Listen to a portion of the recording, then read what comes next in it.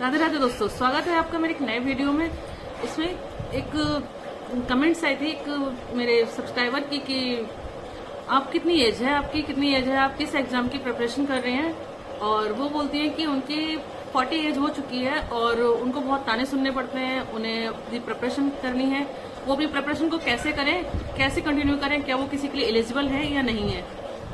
तो इन्हीं कुछ सवालों के जवाब है कि मेरी एज 35 है और मैं अपनी एज के अकॉर्डिंग ही फॉर्म फिल करती हूँ, उसके अकॉर्डिंग ही अपनी प्रिपरेशन करती हूँ। जो मेरी एज के अकॉर्डिंग, जिसमें मेरी एज आती है, मैं उस हिसाब से करती हूँ। मैं मेन है मेरा पीसीएस, मैं पीसीएस की तैयारी करती हूँ। तो पीसीएस के लिए 40 एज चाहिए होती है। तो मेरे पास 5 साल है, 5 अटेम्प्ट है। लेकिन ये मान के चलिए, कीजिए अपनी स्टडी को जब भी स्टार्ट करें तो आप ये मान के कीजिए कि आपका ये लास्ट ईयर है, लास्ट अटेम्प्ट है। तो मैं उनके लिए एक जवाब देना चाहती हूँ कि अगर हम ताने सुन रहे हैं, तानों के लिए हमारे पास बहुत ऑप्शन होते हैं। तानों का तो सिस्टर ऐसा है कि अगर आप तानों के बारे में सोचेंगे तो कभी भी आप खुद को अच्छे से फील नहीं कर पाएंगे कि हम खुद के लिए मोटिवेट रखें या सक्सेस हो जाएं, वो हम कुछ नहीं कर पाएंगे। इसलिए हमें लोगों के तानों को तो ज्यादा से ज्यादा इग्नोर करना चाहिए, तानों पे हमें इतना ध्यान नहीं देना चाहिए। रही बात आपकी एज की, आपकी एज 40 है तो आप स्टडी नहीं कर सकती हैं, तो आप कोई और काम कीजिए।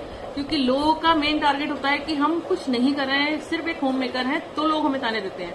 इसकी जगह अगर हम कुछ भी अर्न कर रहे हैं, कुछ काम कर रहे हैं, वो स्टडी के अलावा भी बहुत सारे काम होते हैं। अगर हम कुछ भी कर रहे हैं, कुछ आप शॉप खोल सकती हैं, आप कुछ भी कर सकती हैं, तो भी बेस्ट है।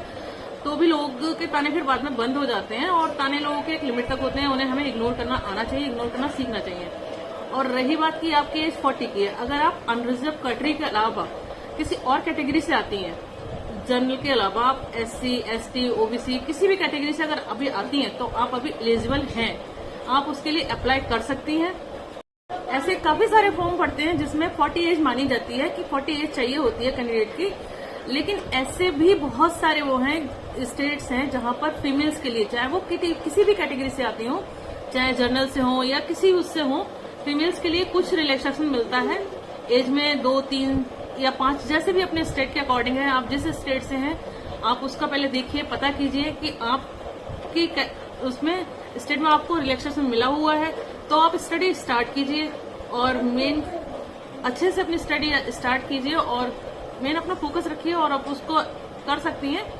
बस आपको ये देखना है कि आप किस तरह से प्रिपरेशन करना चाहती हैं, किस एग्जाम को फोकस करके रखना चाहती हैं और आपका स्टेट देता है आपको कि नहीं देता है, आप किस कैटेगरी से है, ये सब आपको खुद देखना है। कोई और आपकी हेल्प नहीं कर सकता। सबसे पहली बात है कि आपको देखना है आप किस कैटेगरी से हैं। अगर अनरिजर्व से भी है तो क्या आपका स्टेट देता है फीमेल्स के लिए रिलैक्सेशन। और अगर ऐसा है कि आपको लगता है कि आप 40 की हो चुकी हैं, आप स्टडी नहीं कर सकती हैं, फिर भी आपको कुछ करना है और लोगों के तानों को करना है, तो आप किसी भी चीज में, किसी भी फील्ड में आपको कुछ काम कर सकती हैं, कुछ वर्क कर सकती हैं। जैसे आप कोई शॉप खोल सकती हैं, आप कढ़ाई सिलाई कुछ भी कर सकती हैं। उससे आप अपना आपको व्यस्त रखेंगे, इससे लोगों की बातें भी इग्नोर होंगी, आप अपनी लाइफ में सक्सेस भी होंगी। तो बहुत सारे काम हैं, बहुत सारी चीजें हैं। सबसे पहले अगर आपका मन स्टडी में ही है तो आप देखिए कि आपके स्टेट में कुछ एग्जाम्स हैं, कुछ चीजों में है जहां आपकी एज आती है, आप किस कैटेगरी से आती हैं, आपको एज में कितनी छूट मिल रही है, आपके पास अटेम्प्ट हैं, 1 है, 2 है, तो आप उस हिसाब से अपना टारगेट डिसाइड कीजिए, स्टडी कीजिए। अगर लगता है कि हाँ कोई ऑप्शन अब नहीं बचा है तो आप अपना सिलाई है, कढ़ाई है, कुछ भी कर सकती हैं। आप किसी चीज में भी अपने आप को वो कीजिए कि एज निकल गई तो ऐसा नहीं है कि हमारे सारे रास्ते खत्म हो गए हैं, गवर्नमेंट जॉब नहीं मिलेगी, तो हम लोगों की इसी तरह से सुनते रहेंगे और डिमोटिवेट होकर घुटते रहेंगे। सबसे फर्स्ट और मेन काम है कि आप लोगों की बातें सुन के खुद को परेशान मत कीजिए, परेशान मत होइए। अपने लिए पॉजिटिव सोचिए। लोगों का काम है दूसरे के बारे में नेगेटिव सोचना, उनको कुछ उल्टा सीधा बोलना। ऐसा कोई इंसान नहीं है जिसके लिए कोई उल्टा सीधा ना बोलता हो, जिसके लिए कुछ नेगेटिव ना बोलता हो। ऐसा बिल्कुल नहीं है कि मेरे को कोई लोग सुनाते नहीं है ताने, या फिर लोगों का काम यही होता है। बस इतना है कि हमें लोगों के ताने को इग्नोर करना है, खुद में बिजी होके। जितना हम खुद में बिजी हो जाएंगे, खुद से व्यस्त रहेंगे, उतना हम लोगों की बातों को इग्नोर कर देंगे।